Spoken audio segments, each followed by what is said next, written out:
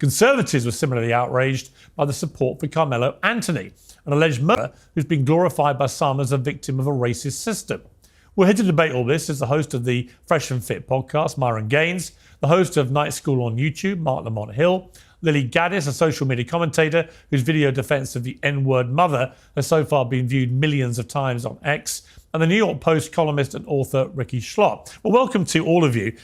Ricky, look, my take on this is a stain on all their houses, right? I just don't know what is happening to society when you have such vast sums of money being raised for what seems to me to be deliberate, racially charged, motivational reasons. Yeah, absolutely. I mean, we're fighting ugly with ugly right now. And I think this level of racial tribalism and hostility is just simply not sustainable. Yeah, to throw more light, before we go into this video, there is something more concerning. This is a big topic on social media, and people are reacting to it with a lot of sentiment. Kamala Anthony is something we have been talking about on this channel for some time. Charlotte the other day called a child with this N word, and a lot of people picked that topic up, reacted to it. She started receiving threats from different angles, like she needed to relocate. She launched a GoFundMe. A lot of consecutives on social media contributed money to her, and it is a problem to a lot of people. Some says this is a revenge as a result of the money Kamala Anthony's family raised. Now we are here. It is important we take an exclusive look into what is going on exactly. Shaking your head there. I mean, what's your take on this? There are a couple of things that were said that I think are really interesting and important. One, there is an outside audience of people who are watching all of this and opportunistically using it for their own agendas and projects. You know, I have an investment in believing X, so I'm going to jump in the comments of this GoFundMe, etc. I have an investment in Y. I'm going to do the same thing. But what I don't want to do is compare these two things as if they're opposite sides of the same coin. For me, the intention of the campaign matters. In the case of this woman who is using the N-word, the woman isn't disputing using the N-word. The woman isn't disputing being racist. And the comments that are being left on the site before they were suspended and the attitudes behind it weren't saying she's being railroaded, she's being misrepresented. They were simply saying, we support racism. And I think that's disgusting, no matter who's doing it. On the other hand, the people who are fundraising for Karmelo Anthony, the argument here isn't, yeah, we did something and we don't care, like the other woman. The argument is we're being misrepresented here. We're being railroaded. But this was a self-defense claim. This is not an act of violence. This isn't first-degree murder. I'm saying what they're saying. This isn't my argument. They're saying this is a first-degree claim that is wrong. This is actually self-defense, and we need the money to make sure that we get a fair trial. I think, and so whether you agree with his argument or not, I think raising money for a fair trial is different than raising money for a racist. I mean, I think the common theme between the two, and this is not to pass any view about it at this stage, although I have strong views about it, I guess the common theme is that both of them say that as a result of all the publicity, they've been doxxed and had all their personal details put everywhere on social media, which is, of course, the modern scourge which gets involved. And that as a result, they've had threats and they have security issues and they have to move home and so on. You know, I understand that part of the argument. You know, when you're at the center of a firestorm in America and you're not used to public attention, then the levels of intimidation, threats and so on that can come your way can be extremely intimidating. Yes, I don't know what Mark is struggling to defend here. And it saddened my heart that he always do this. I understand. He played the race card every time. Seeing him coming here to say Carmelo Anthony's family has a right to raise money to do this, do that, then saying, oh, they should not raise money to the other lady, to me, there is some questions to it. Let me say this. Can we stop this now? We should stop raising money into this kind of situations. Yeah, because in as much as we continue to raise money, we will continue to see these cases every single day. Carmelo's situation has taught me a lesson, and if people don't stand up in the nearest future, these cases will be everywhere. Any small thing, this will come out to raise money. Now, this lady did something consecutive, saw it like she need to relocate. She's not safe. But these other people, the other side, they said, no, this is wrong. I've seen their reactions on social media. It's interesting to me that Lily Gaddis, you retweeted Nick Fuentes, the white racist, by saying he said black people just raised $500,000 for death. So I don't want to hear one word about the Shiloh Hendricks fundraiser. Either everyone gets to be tribal or nobody does. Why would you retweet that? Because we have to fight fire with fire. I mean, at some point, How are about Jewish nobody does? why are people allowed to be tribal? Why are black people allowed to be tribal? But as soon as white people stand up for themselves, we're labeled a racist. And by the way, you call people racist when you want them to stop talking about things. No, I called you a racist because you admitted you were racist. Hang on. Literally I called, just to be agreed that you were clear, racist. I called you a racist because you openly, proudly admitted you're a racist. So it wasn't a question of exposing you or pointing my finger or trying to get this out of you. You proudly sat there, bold as brass, and said, yeah, I use the N-word all the time against black people. I'm a racist and I'm proud of it.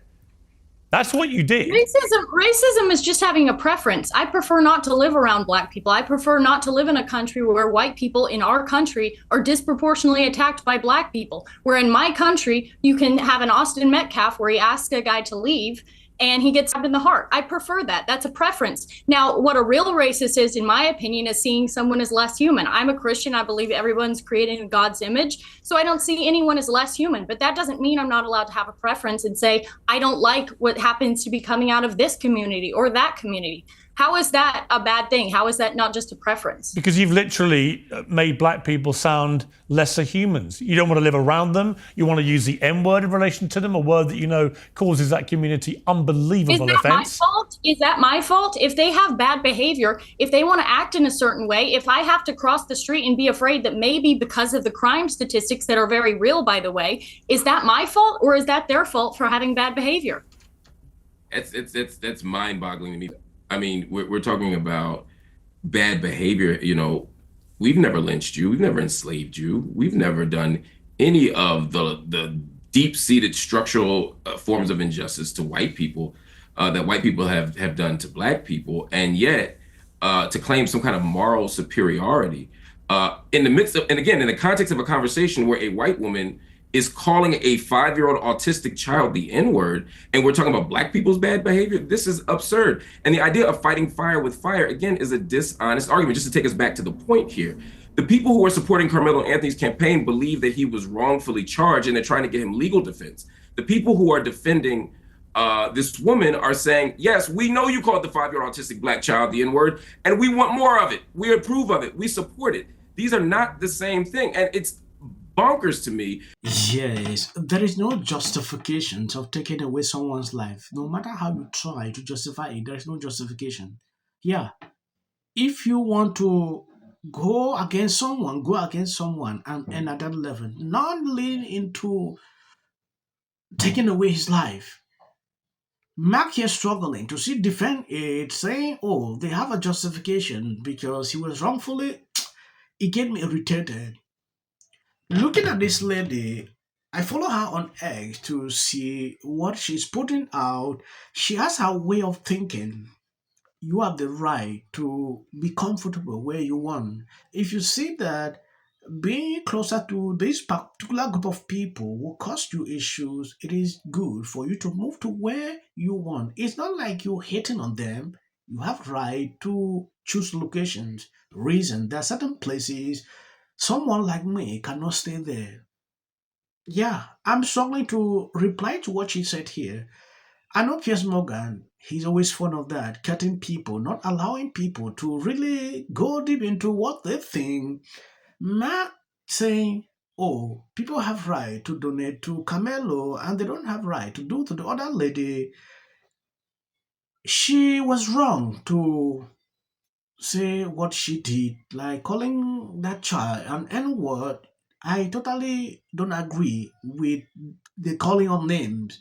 Okay, but it took to another level where her life is at stake. She need to move to another place, and she doesn't have that money because a big issue. Everybody's talking about it. In that case, I will gladly say, okay, she should have some money to relocate to be safe.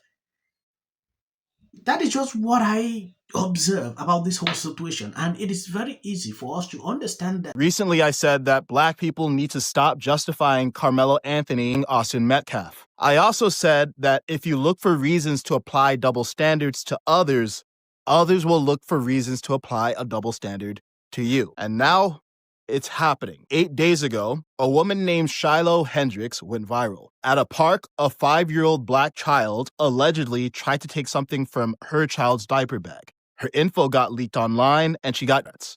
So she started a fundraiser. People rallied to her defense, largely in response to Carmelo supporters. Here's what these situations have in common. First, massively disproportionate responses. I don't want to make the video long. I will end here. What this guy said on this whole clip makes a lot of sense. I'm someone, I don't care. If you call me N-word, do this, all those things to me, I don't really take offenses when things like that are concerned. So when I see people getting too agitated to a certain word, I don't understand. Maybe I'm different. Thank you guys for always been there sharing on my videos. God bless you abundantly. And please, if you see any clip after this, that is just for the YouTube algorithm. This Carmelo Anthony case is extremely disturbing. Failed into is the political operatives. Thing you could imagine, where Austin Metcalf said something racist. No one's alleging that. And that Carmelo Anthony got upset and said, yeah, I'm not leaving. He says, but what if he says self-defense? There's no self-defense because kids in here and resolve this issue is called conflict resolution. Again, the evidence is still coming in. This is definitely a self-defense case because it always is one until you look at the facts. Because she's fearful of what might happen to her. Followers for anything, and then the Registration Act is talking about this man, Killmonger. My summary of the first 100 days is that if film and TV productions continue to first term, and you will be very. Somebody has to say it. So let me. This Shiloh Hendricks situation really just feels.